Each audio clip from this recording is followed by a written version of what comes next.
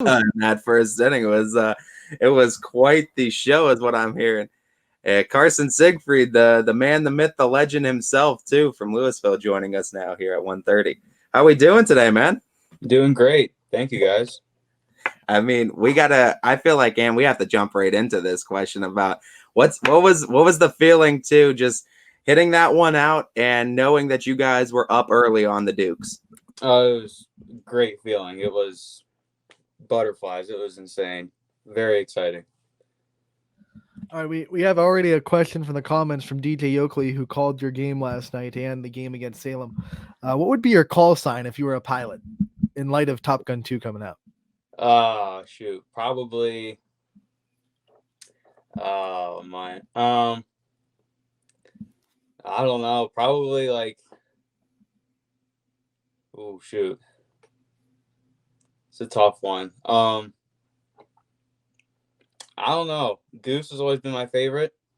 I always loved Goose. Hate to see him, but DJ has to get right back into it too. He called the bomb too. Were you looking curveball on that bomb, and did you know if it has landed yet? Yes, I was looking curveball. Yeah, JT Popic, one of my teammates, told me earlier. He hit before him. He said, "Look out for that curveball. He's coming first pitch every time." And when you hit it too, I mean, obviously it was enough runs to secure that game. But who was the face you were looking for most when you were rounding third and you saw that pylon waiting at home plate? Whose face were you looking for to see the reaction? Oh, I was looking for Charlie Roberts. He's one of my he's actually one of my neighbors, but I grew up playing baseball with him, and he was on base and rounding third, seeing him waiting for me at home. It was a great feeling. And knowing at the end of the game that those two runs were all that the team needed, and knowing that your hit was the game-winning hit by de facto, what did that feel like to go through the celebration and knowing that you happened to be that guy that particular night that kind of gave the team enough runs to win? It's an awesome feeling. It's definitely, I think, the top baseball moment of my life, and I'm just really happy that our defense was able to shut it out and leave a 0 on the board. What can you say about the culture of Louisville baseball too, and what Coach Warner has built there with the Leopards? Oh, it's great. We all play for each other, and it's like a family. Every game we get closer and closer, and every game everyone just gets more and more fun. In his post-game speech to you guys, one of the things that he said that really stuck out was that all of you guys are the guy. No matter what night it is, everyone is the guy. Everyone contributes to the team, and that can be tough for some teams to really buy into. I have a lot of people say it, but a lot of teams have a tough time buying into it. How good has this team been at buying into that mindset and knowing that any night anyone could be the guy? Oh, it's great. Everybody's always in the game. Everybody's looking to, make the next play. Everybody's looking to pick up the slack, and everybody's looking out for each other, and it's great.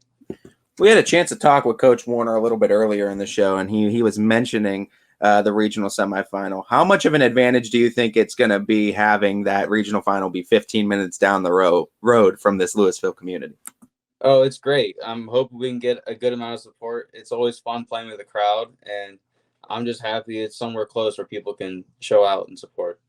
You got to play this district at the home stadium. I mean, tell us how big of an advantage that was. I mean, we talked about it all week, what kind of advantage that would be for you guys. From your perspective, how much of a difference did it make playing those games at your home field? Oh, it was incredible. We had our crowd, our people, all my friends and classmates with their support, and just being in a familiar place, it's really comfortable. Have you ever heard a crowd reaction as loud as the one for your home run last night?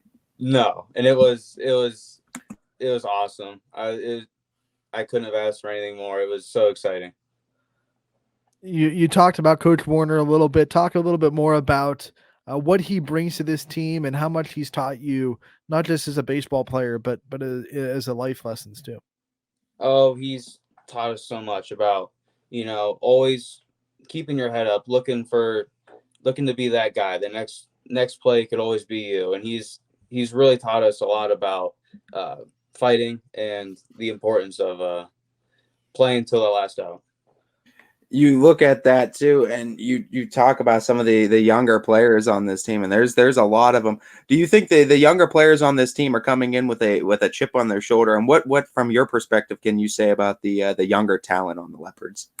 Oh yeah, the future will be bright, and I think these younger teams looking to follow in the footsteps is always, especially for me, looking at the past players. I've always wanted to be that guy, and I want to be able to do something great. Who was one of the past players that you just brought up that you looked up to when you were coming through this program? Actually, quite a while ago, when I was in elementary school, my dad used to be the ball coach, and some of the seniors, such as like Dalton Deckard and uh, oh, I'm sorry. Uh, I'm sorry. I'm sure I'll remember their names, but just looking up to them and wanting to be those guys on the field has really put a big motivating factor in my baseball path.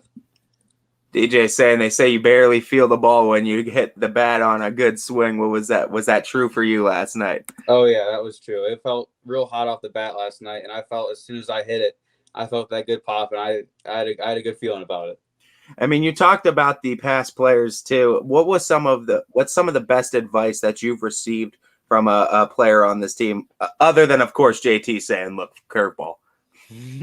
Oh, it's just looking to. I mean, against we were playing Highland the other day, and really rough start. I had 2 strikeouts. Was not a very good game at all, and both Coach Huckles and Coach Whitlatch, they both came up to me and said that you're a good hitter, and we have full faith in you.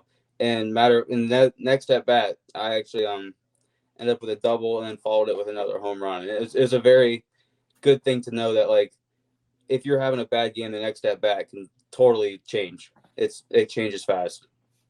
That regional semifinal for you guys won't be until Thursday, June 2nd. So you got a week to kind of decompress. Do you relish the week off, or do you wish that this regional semifinal was like today? I like the break. The break's nice to decompress for a little bit. Today we're relaxing, and then tomorrow we'll be right back at it. And then I'm excited though. I'm waiting for it. When do you think the anticipation is going to start to build? Where are the levels at right now for you? Oh, well, today I'm just kind of relaxing, but I think soon as next week starts, I'm going to be thinking about it all week. That's the only thing that'll be on my mind. I'm excited. Did you sleep last night? I think that's a big question. Like, were you able to put your head down and sleep after all that adrenaline was coursing through your veins? Well, we actually, the whole team, we hung out for quite a while, so it was pretty late, but I was able to sleep well, actually.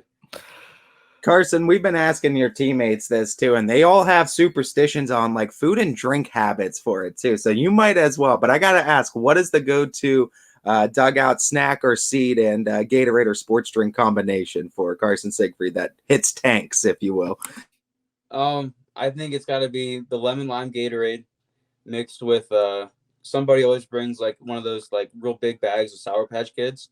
I always run off of those. Whenever I'm in the dugout, I'm snacking. I always like seeds too. Some dill pickle seeds or the Taki seeds I like are really good too. What that's during the game. What about post game meals? What do you like to put in your body after a big win?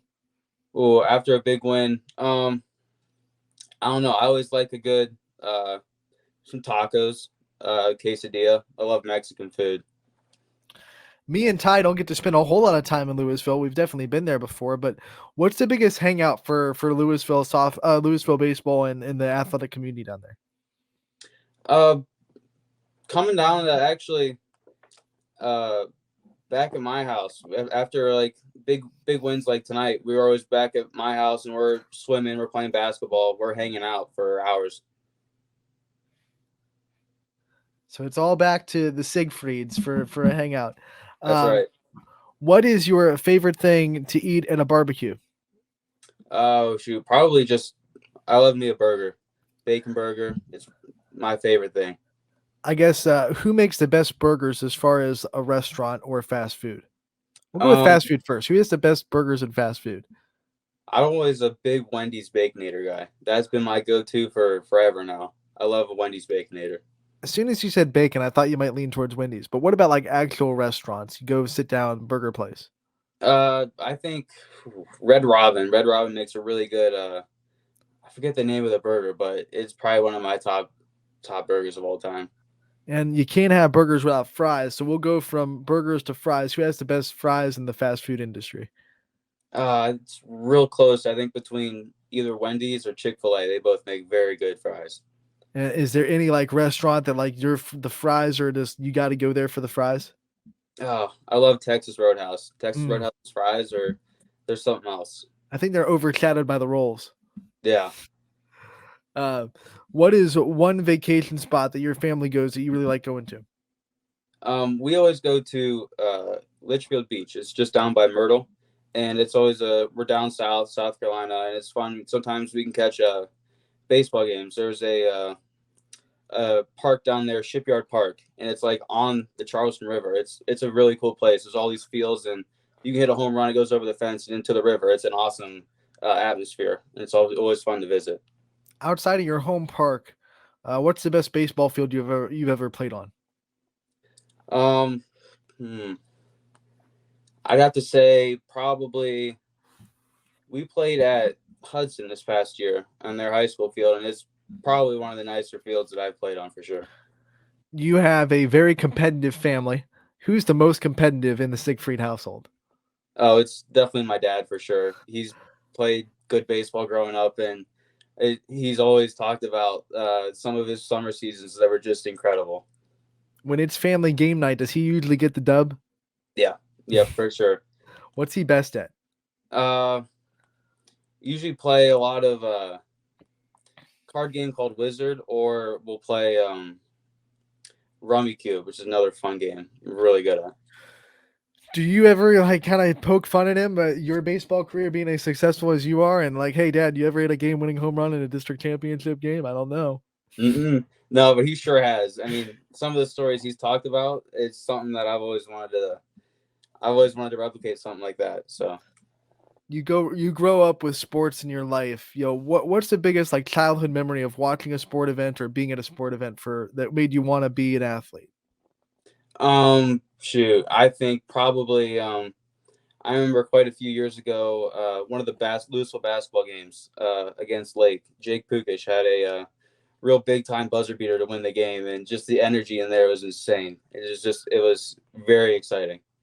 We know this is one of the best years for Louisville athletics as a whole. You have a very successful athletics department right now.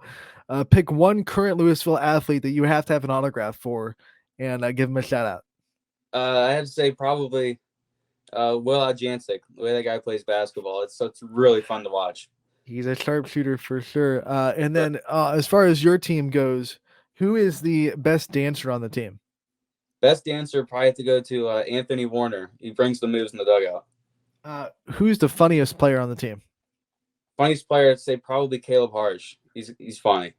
All right, I'm going to give you a chance to poke some fun at somebody because who thinks they're funny, but their jokes to never land? I would have to say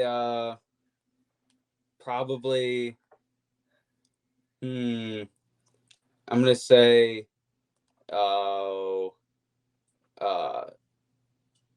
shoot. I'm not gonna lie. Caleb's pretty hit or miss. He's funny majority of the time, but I'm gonna have to say a few times some of them are kind of misses. What teammate would you trust the most to be a getaway driver? I'd have to say probably JT. I think he's a pretty good wheelman. And who would you put in a karaoke night if someone had to win at karaoke? Oh, Connor Adelman for sure. He's in our school theater play. He's got that voice. All right, I want to give you the chance to take some time to thank your support system and the people that are always there for you before we let you go.